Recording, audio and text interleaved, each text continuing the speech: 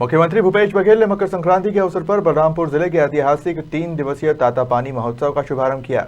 इस अवसर पर मुख्यमंत्री ने 976 करोड़ 47 लाख के विकास कार्यों का शिलान्यास व लोकार्पण किया है। तातापानी महोत्सव में छत्तीसगढ़ मुख्यमंत्री भूपेश बघेल ने 501 विवाहित जोड़ों को आशीर्वाद दिया। मकर संक्रांति के अवसर पर मुख्यमंत्री ने बच्चों के साथ पतंग भी उड़ाई, जिसके बाद मुख्यमंत्री ने विभिन्न शासकीय विभागों द्वारा लगाए गए हितग्राही मूलक योजनाओं पर आधारित स्थल का अवलोकन करते हुए लोकार्पण एवं शिलान्यास भी किया। भूपेश बघेल ने चारपाई में बैठकर मकर संक्रांति के अवसर पर तिलकुट भी खाया। भूपेश बघेल ने पिछड़ी जनजातियों के लोगों द्वारा दिए गए सम्मान हेतु सहृदय धन्यवाद ज्ञापित किया। तातापानी में मुख्यमंत्री द्वारा की गई घोषणाओं में कुसमी लावा जलाशय योजना 25 करोड़, भूमिका व्यपवर्तन योजना 30 करोड़ की घोषणा तथा जनक मोड़ से रामनगर तक सड़क निर्माण की घोषणाओं के साथ अन्य सौगातें दी है। इनमें रामानुजगंज विधानसभा क्षेत्र में 284 विकास कार्यों का शिलान्यास तथा 446 विकास कार्यों का लोकार्पण, सामरी विधानसभा क्षेत्र में 777 विकास कार्यों का शिलान्यास तथा 16 विकास कार्यों का लोकार्पण एवं प्रतापपुर विधानसभा क्षेत्र में 46 विकास कार्यों का शिलान्यास व 138 विकास कार्यों का लोकार्पण शामिल है। इस अवसर पर स्कूल शिक्षा मंत्री डॉक्टर प्रेमसाय सिंह टेकाम, संसदीय सचिव व शामरी विधायक चिंतामणि महाराज सहित अन्य जनप्रतिनिधि एवं अधिकारी मौजूद रहे। 3 दिन तक चलने वाले इस महोत्सव में अनेक रंगारंग कार्यक्रम, इस महोत्सव के इस आयोजन की मधुर स्मृति चिन्ह हम अपने माननीय अरे उसको बंद करिए भैया। अनेक शासकीय स्टॉल भी लगे हैं। हजारों श्रद्धालु यहाँ आए हैं।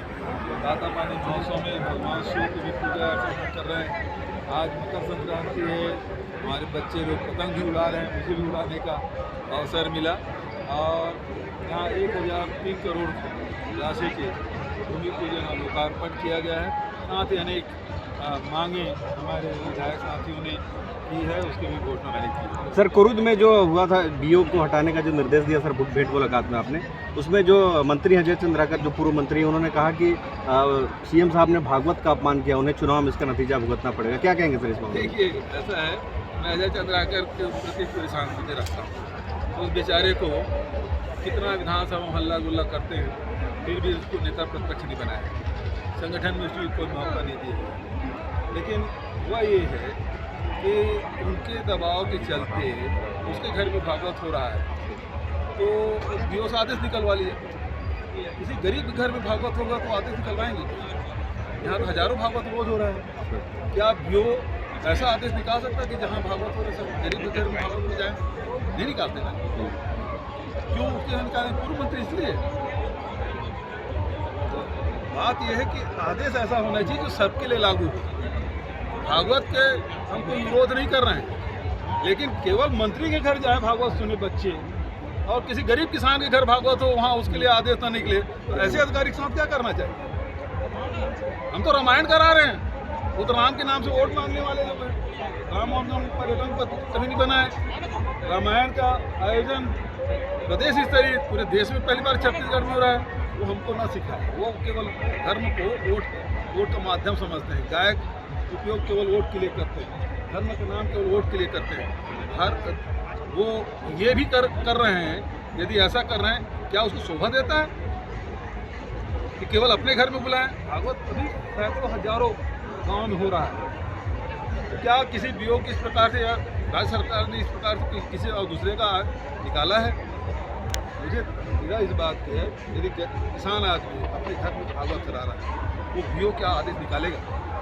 या आप अपने घर में कराएंगे तो वो वहाँ बच्चों को जाने के लिए आदेश निकालेगा? आप ही बताओ। नहीं निकालेगा ना।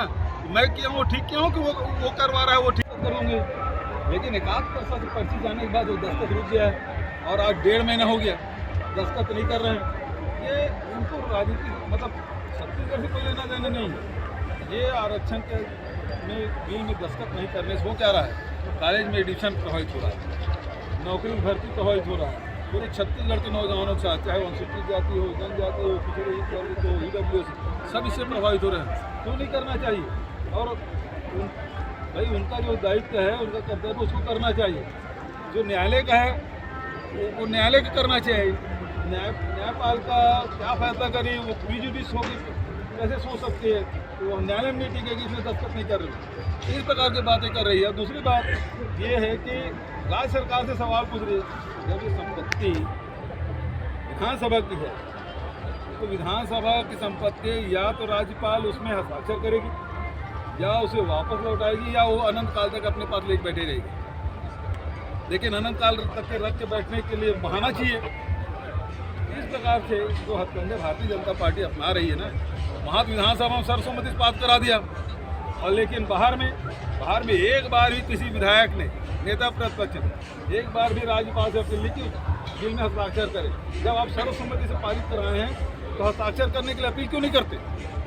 Thank you sir. बलरामपुर से अली खान की रिपोर्ट।